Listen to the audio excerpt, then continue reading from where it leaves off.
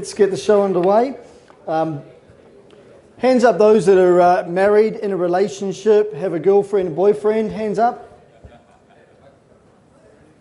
Come on, it's got to be more than that. Okay, well, this subject's going to be important to all of us. We talk a lot about supply chain collaboration, but what does it actually mean, and where does it start, where does it finish? And really, how much trust are we prepared to give?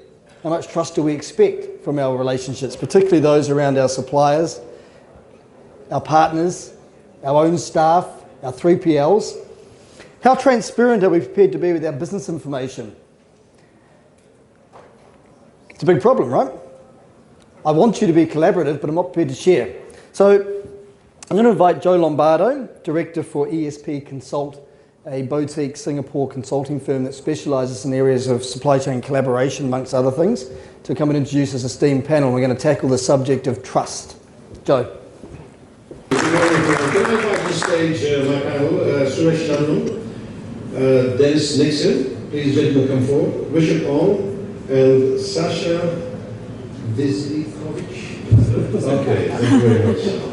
Gentlemen, please take a seat. Okay, so let's start off. Maybe what I'll do, I'll just ask my panel to introduce themselves and say something about themselves. So we'll start in the sequence here. So Sasha, you can start off first.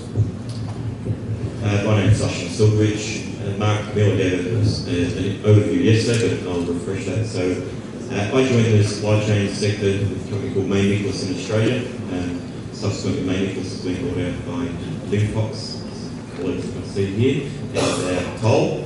And I had a period of work with DHL both in the region and then back in Australia. And most recently being based in Singapore, working for Toll Global Logistics, recently acquired by Japan Post. My role within the organisation is Director of Business Development. Thank you, Sasha. Okay. Hi, good morning. My name is Richard Ong. I'm from Vasiljkovic, based in Singapore. Currently, I'm the head of global purchasing for Asia.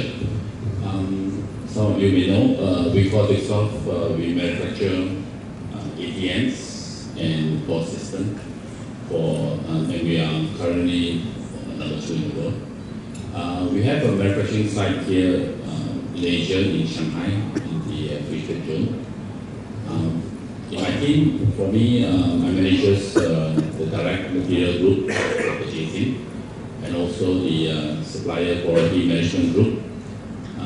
And the last group is the non-production material services. Right. Thanks, Richard. Dennis? Thank you. Good morning. My name is Denis Nixon. I'm the Executive Director of the Procurement and Supply Institute of Asia. We basically are a professional organization trying to upgrade both procurement and supply chain competencies across from end to end. So we do a lot of education and training throughout Asia and the Middle East. It also takes us to, depending on where our clients have offices, that's where we go to. I was actually born in South Africa and my early career was there, and then emigrated to Canada. And PASIL, or Procurement and Supply Institute, is both in Singapore, the back office in the Philippines. So I've been living in the Philippines, or based in the Philippines, because I've traveled a lot for the last 6 years. Great, thank you, Dennis. Suresh? Hi, good morning everybody. My name is Suresh Nanoo and I'm General Manager for an automotive battery company in Malaysia. I'm Malaysian.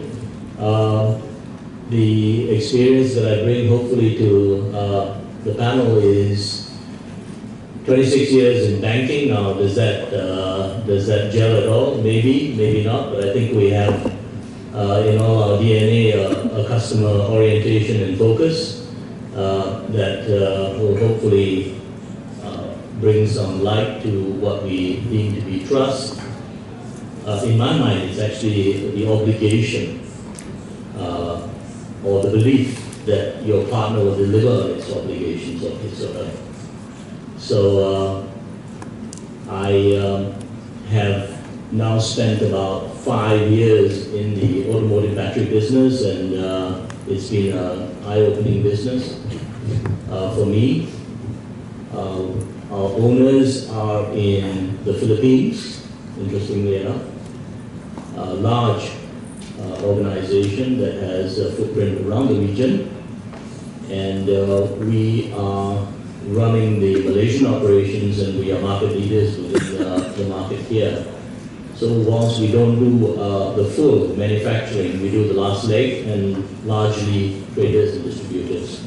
Great. Thanks very much, Suresh. So you can see our panel has very diverse experiences and very relevant to our topic. Now, let me just re-clarify. Our topic is entitled Supply Chain Collaboration to Drive Excellence. How far are we prepared to trust? Now, the word trust has many connotations and many possible interpretations.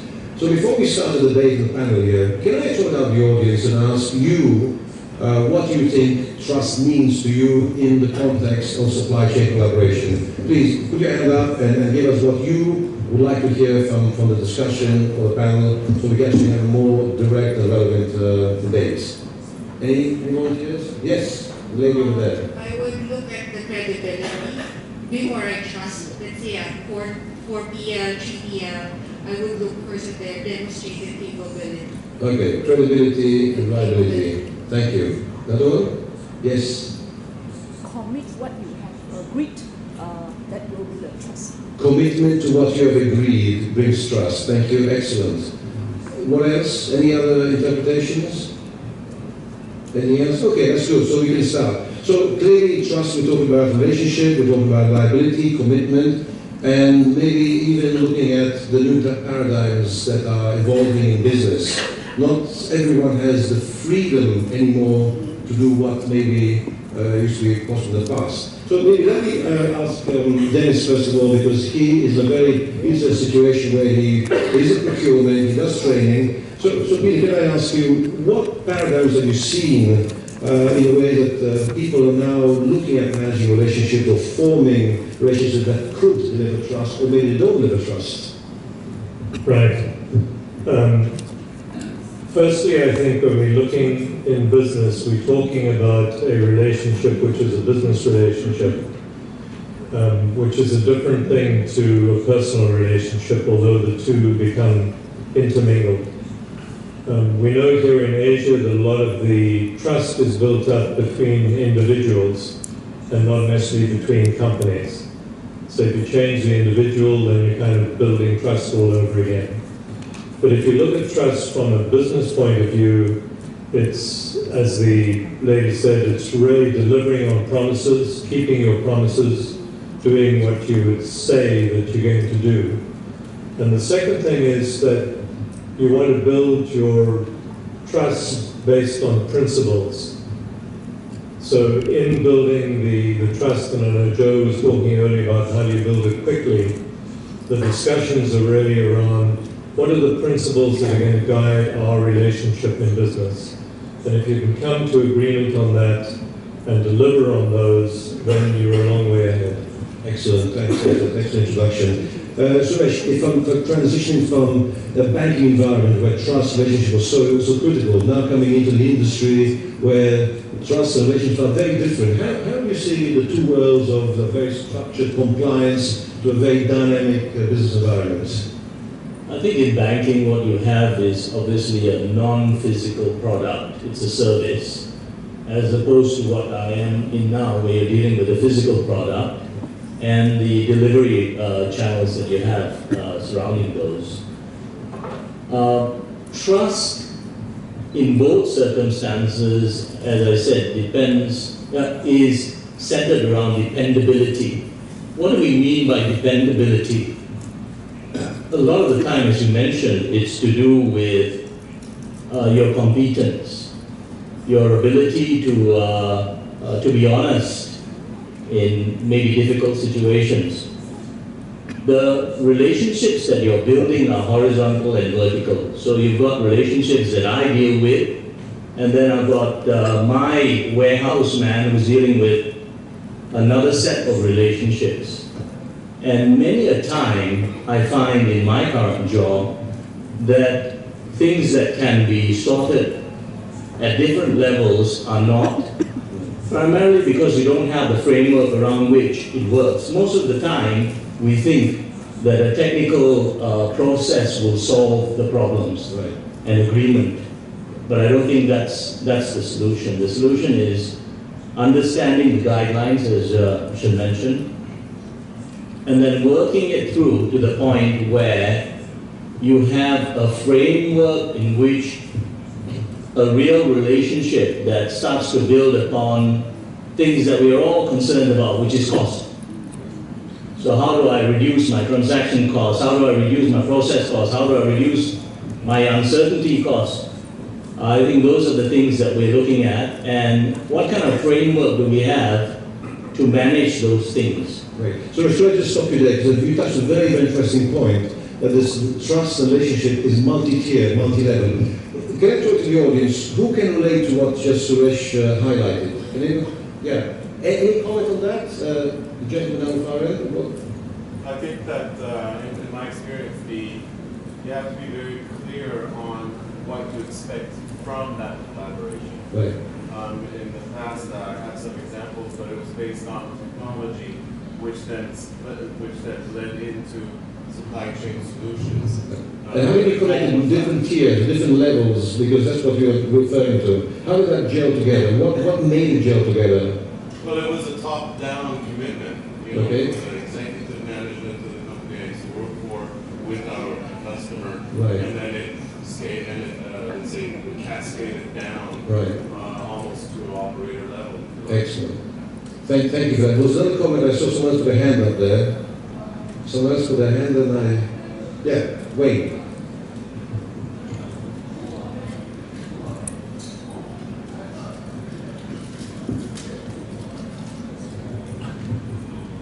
Wayne Hunt, API. I think you're right about there's the different levels, the different requirements that we're hoping that everyone through. And I think the only way that you can get that is to ensure that you have a set of values, that you spend a lot of time ensuring that everyone that's employed in the business understands the values all the way through. And obviously within those values comes into things such as the delivery on a promise, corporate governance, and those things. It's very, very important. You can't have a belief at the top and then not continue to reinforce that belief all the way through. And I think a good example of that is this Volkswagen thing that's just come. And I know it's not the forum today, but I think that one is going to go through the books in future for anyone doing an MBA on business. Right. Okay, thanks, Wayne. Any other comments? One more?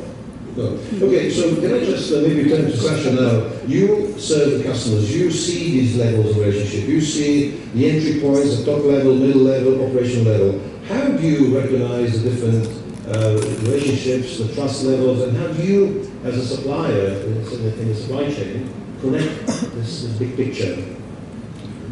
I actually concur with Nick. You do have to have that framework and that structured approach across multiple levels. And entering into Asia in a new market, we can't be all things to all people. So I think initially our segmentation strategy was all about growth and winning new business. And quite quickly, as Wayne mentioned, we've refined our segmentation strategy and understand that smaller is sometimes bigger. So it's about developing these deeper relationships. And I think there's also been a change in the customer-facing personalities. Customers are a lot smarter, where we have access to a lot more information, data. Decisions need to be more dynamic, so you need to have that agility within your organisation.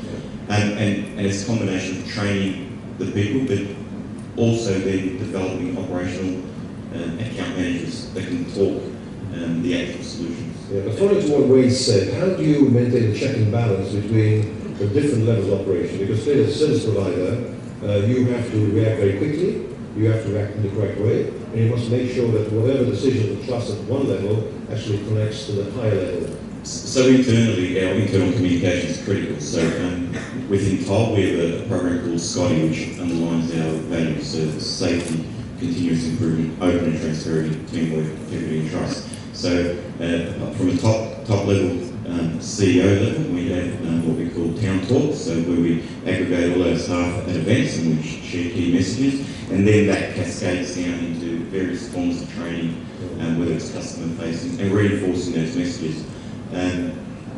If I look at our safety journey and our results here in Asia have been astounding from where the base was. A lot of that journey costs a lot of money in terms of education, reinforcing, sending people to mature markets for them to see the technologies and the practices that we preach. But the results are self-rewarding because it has an impact on our cost of doing business. And people are sometimes scared to raise issues of near misses because previously they've been in trouble for that. Yeah. We need to harness an environment that actually provides that transparency. Yeah, thanks, Sasha. So Richard, in your environment, clearly you're coming from a German background, German company, very structured, very disciplined. How do you manage the collaboration, especially here in Asia, and build that trust and sustain that transparency that is required? Right. I think you call. Let me just also touch on the multi-tier collaboration between the different tiers. Besides that, you recall we also have multi-function within the company. For example, in my case, purchasing, we would be the one managing the relationship with the service provider. We will be the one negotiating the contracts. But when it comes to the execution, it will be the supply chain group within the company. And within Wincall, we have 3 business units, the systems, the software, and services. And within those groups, there will be the operational team that manages or work with the service provider on a day-to-day basis. And I think then you have the multi-relationship within the company and the multi-tier relationship. And I think it's important that the values and the KPIs are clear within the contracts and it gets translated down to the lower level. Okay.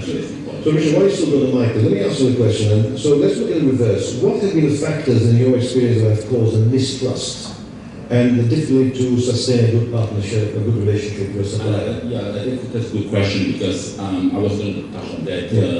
I think a lot of times when the contracts or the agreement has been made, KPI has been set, roles and responsibility has been met out. It's sometimes not translated to the operational level, and you get a lot of confusion at the operational level in terms of who does what and what are the KPIs, for example. And I think a lot of the mistrust, if I can call that, within the service provider and the customer is because of the fact that the service provider did not maybe step up to meet the requirements, or maybe the customer wasn't clear in terms of defining the requirements to the service provider. And I think that confusion may cause a mistrust. Maybe it's, for example, it's not intended to be that way, but sometimes communication-wise wasn't open, wasn't clear, and then you get a lot of mistrust. Okay, that's great. Thanks, Richard. Dennis, can I ask you something about your experience in training and meeting people?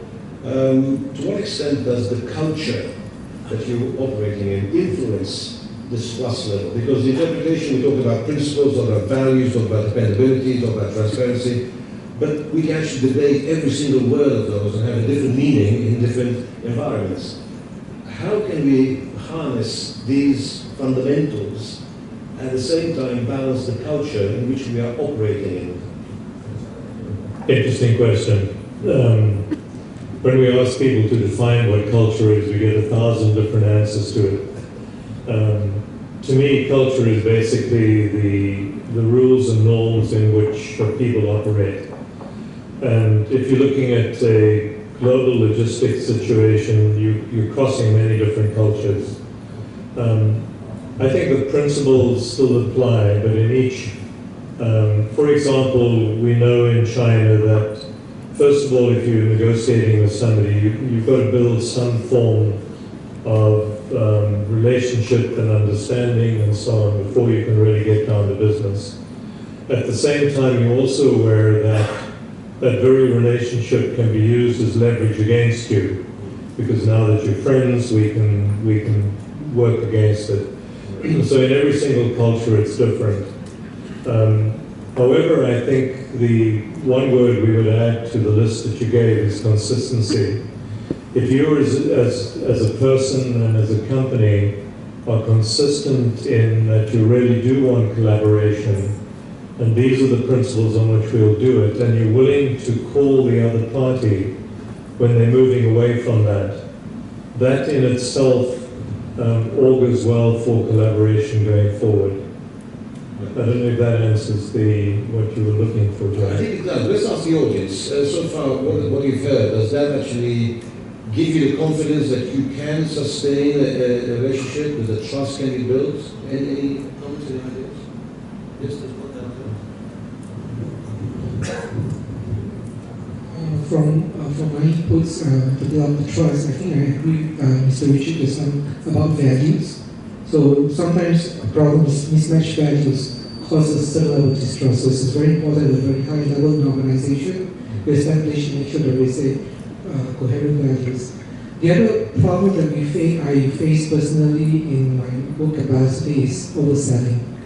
There are people who oversell their services to such an extent that you just want to get a business, right? So that's already, when you start to oversell, when what you do not have, you're putting on the table, it makes it very difficult, right? That's already number one big mistake. I think that point was covered earlier on. Someone made a comment about honesty, right? So basically, if you're not honest about what you are developing or building, then it will collapse, right? Right. That's your point. Yeah. The other one is change management.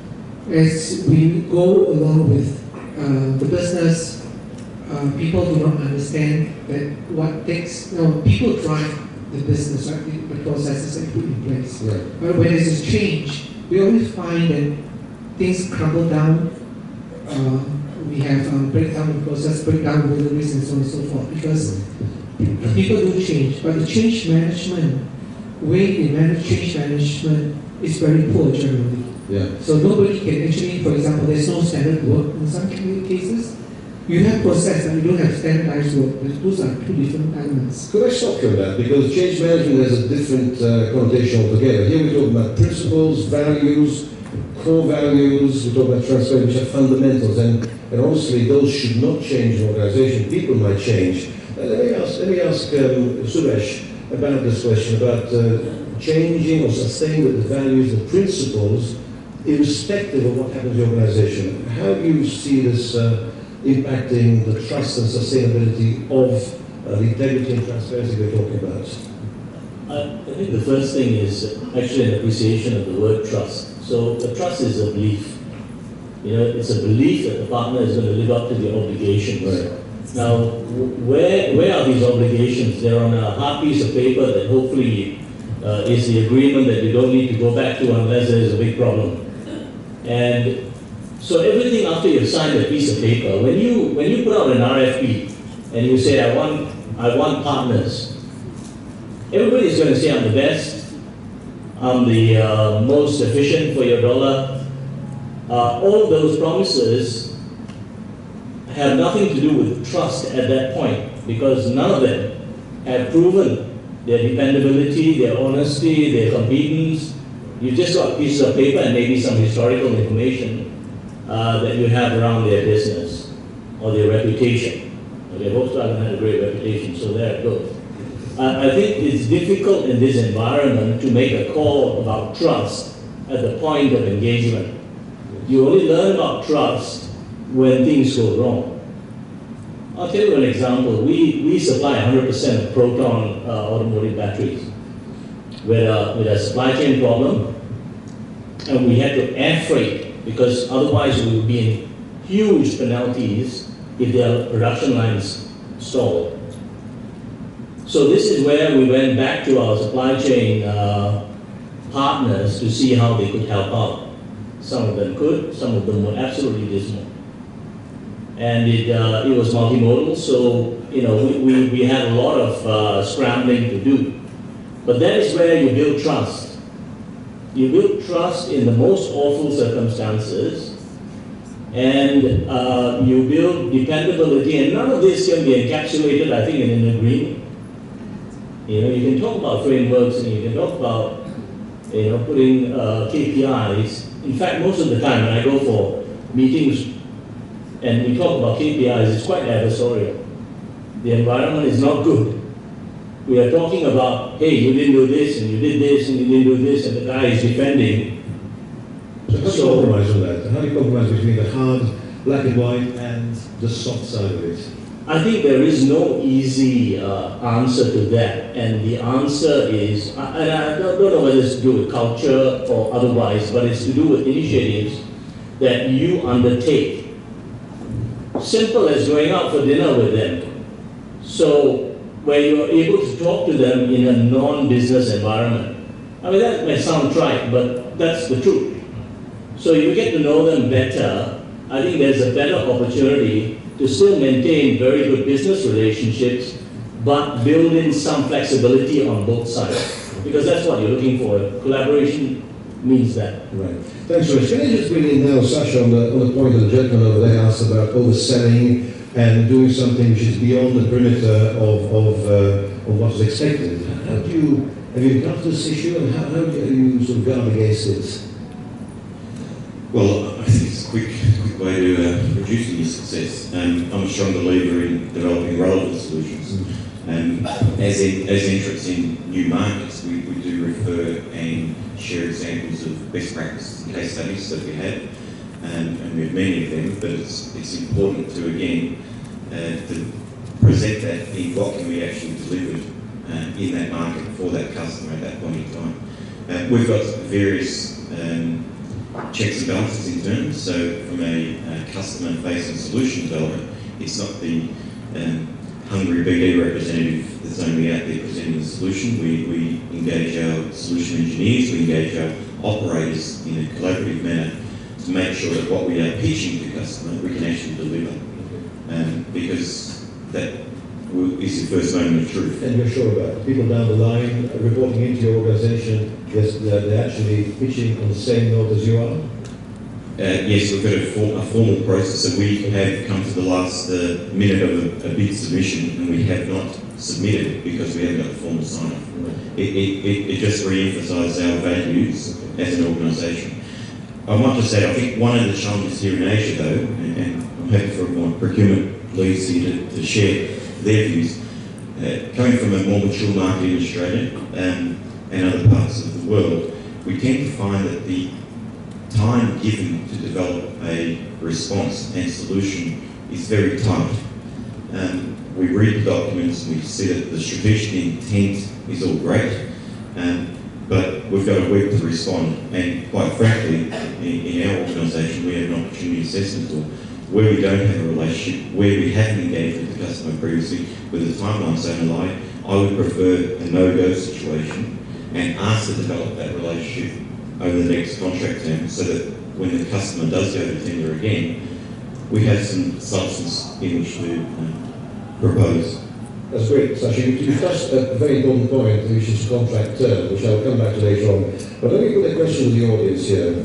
Most of the business leaders, CEOs, CFOs, all the top guns in the board or whatever, they expect benefits from their business relationships. But do you think that they invested enough in this area to gain such trust? Any comments on that? Do you think there's enough investment from top management? There's a comment over there saying it must be top down. But is there investment, or just say, oh, do as I say, not do as I do? Or read the principles on the board, read the core values on the board. What more do we have to do to actually invest? Any ideas and comments? If not, okay, I'll ask, sorry, I'll try to see them. Hi, good morning. My name is Pinot from Lane Fox, Malaysia. Just to share my comments with the panelists, what more we can do as business leaders. As a service provider, I firmly believe, and it's also part of the company value as well, that we put our customer up there as the main priority. We do our best to satisfy our customer, all right? And when the customer sees our genuinity and honesty in putting the effort to satisfy them, then the trust automatically builds up.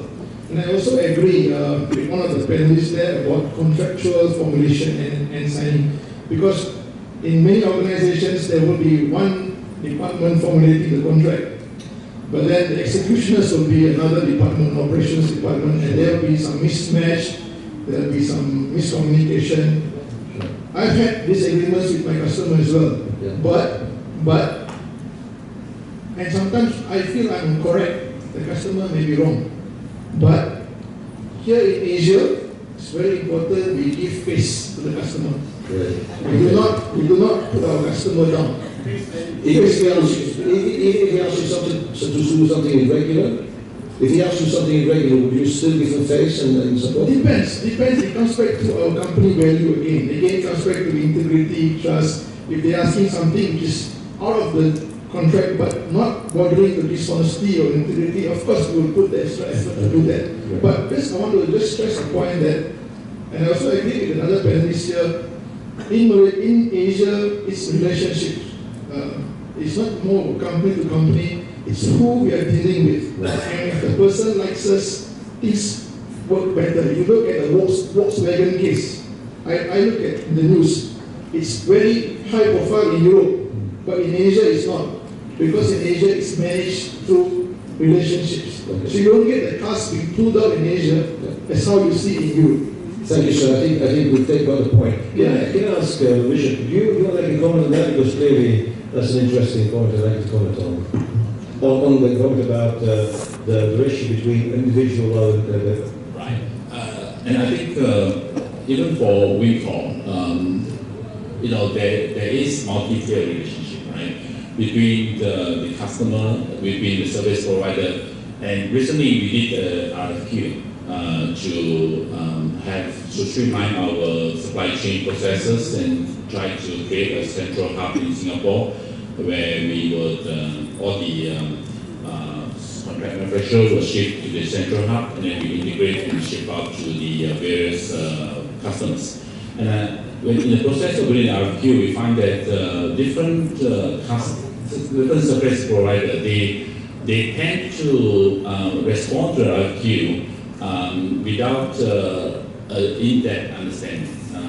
Because as much as we can and as much as we want, we put out the requirements on paper, right? And a lot of times it can get interpreted in many different ways. And I think the interpretation and the in the quotation, sometimes we see a lot of susceptibility between.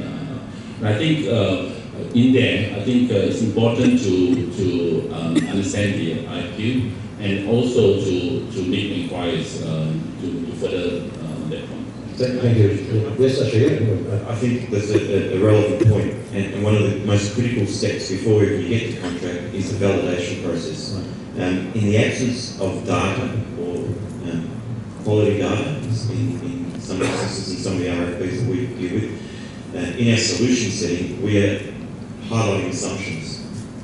Those assumptions need to be validated and agreed, and I think where that isn't done properly, you are at the risk of problems when the contract goes live.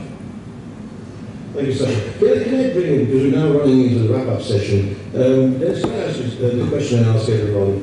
Are business leaders investing enough in the collaborative way of doing business, building trust, building relationships, but also bringing in one thing I think has not been mentioned here at all, about personal integrity. So we talked about company integrity, lead integrity, personal integrity. What is your view and what you've seen in Asia? That's a wide subject. As we know, throughout Asia, corruption is still fairly rife. There's a lot of conversations going on, a lot of work going on. In fact, I first came into PASEA to put together the ethics in procurement program for them. And like Sasha, I actually spent 10 years as a senior executive with the Bank of Montreal.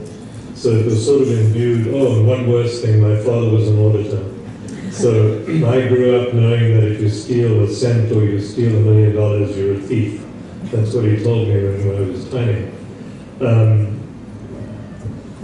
How do you get rid of it is a very complex answer, but it takes time and it takes effort, and it has to be imbued within the organization itself. But I think it's the same principle of anything that you want to change within an organization. There has to be 100% commitment to want to change it, and then patience and constant plodding until it gets changed.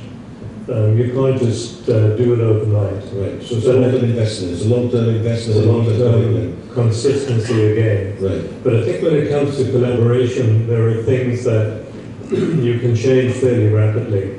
One of them, just as a clue, is KPIs. So often we develop KPIs really to punish the supplier if they fall down. If, however, you shift that and work with the supplier to develop the KPIs so that they understand why that KPI is of value to you as an organization, then when they fall down, the conversation is not, okay, pay this penalty. The conversation then becomes, how come you missed it? What's not working in your processes? What happened that you missed it? Can we work together to see that you don't miss it again?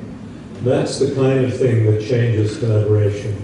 Just the tone of that conversation. Very good point, Dennis. Thank you. So linking the KPI focus process, taking away the emotions of the people side is what you believe is the right thing to do. Okay, unfortunately we're running out of time. I need to start wrapping up. But let me just ask Suresh in a moment, as you are a general manager of your organization, how comfortable are you about this collaboration, this trust between your people and external parties? I think the short answer would be no.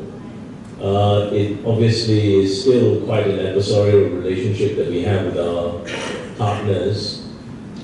It's about KPIs, it's about attack and defense. There is not a lot of conversations around how it can get better. It's only trying to achieve what is set out as benchmarks. So what's needed to stimulate that extra step forward? I think what Denis has said makes a lot of sense in terms of the. It probably needs to start with the not the supply partner, but the buyers themselves. And I admit that putting something into a framework, maybe in a contract that has the hard bits, which we are all very good at, but maybe something in the contract that actually addresses the soft bits. And because we do know that things can and will go wrong. There's things about innovation which a lot of people don't address. How you can bring more information to the table from the buyer side or from the manufacturer side that the supply chain partner can use. Of course, there's lots of things which are happening in terms of EDI, etc., but it's not being managed. Okay. So Suresh, one final word from you. What would be the message to pass to our audience here? I think these kinds of meetings are great in terms of the opportunity for both sides to actually try and work out something that would not have happened in isolation. Okay, great. Thank you. Could I pass final word now? We're going around the panel. So final word from you, Denis, because I'd say something would start an argument that the soft side in collaboration is actually the thing that gets you the results. I think for me, for supply chain collaboration, I think from Wingfox side, we expect service provider to be at the table with innovative ideas, provide cost reduction ideas for us to streamline our business to make it more effective. I think collaboration is also a two-way street. So we, as we call, we trying to help our service provider understand what we want as a solution to us, rather than piecemeal here and there. Clear definition, clear requirements. Okay, thank you. I think we need to accept you can't be all things to all people, and you can't provide services to all customers. Define who your customers and who the people you want to work with, and equally, both parties need to invest time from top down all the way through. Outside RFP situations, invest time to have workshops, value stream mapping sessions. We find where we invest that time, and there is a cost from a logistics point of view, to do this. We find that the results are rewarding at the next contract because we are challenging the status quo and are putting solutions that are different. So investing time at all levels. Yes, even before RFP. And it's often difficult because the shipper or the customers might be using a different supplier. So you need to do it in a constructive manner that doesn't hinder their legal obligations. Thank you, Sasha. We're really out of time, but are there any other comments from the audience? Because it's a very interesting subject and we can go forever, but any final comments from the audience? Anybody? Yeah, wait, yeah.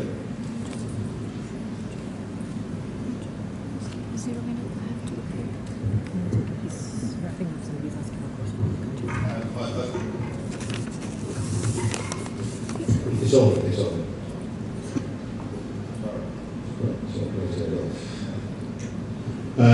I thought the feedback from the panel has been very, very learning. Thank you so much. I always found that I felt that the KPI that measured whether you actually had a customer shipper 3PL relationship versus a collaborative relationship was really when your customer would come to you some days if there was a failure in the service or something, and it was, we have an issue, can we get together and can we work out how to do this better? Rather than someone ringing you and saying, you've got an issue, that's a real type of relationship. I think once you get to that level of discussion, I think the collaboration is there, the trust is there, and there's no reason why you're not standing well for a long-term relationship. Yeah. I think you're right, Wayne. I think as Suresh mentioned, that when you have an adversarial environment, clearly the original possibility of trust and something in also is much more difficult. Any final comments? Because we are really out of time now. No? Great. Well, thanks very much for your contribution. Thank you to my panel for a very, very good discussion. Thank you.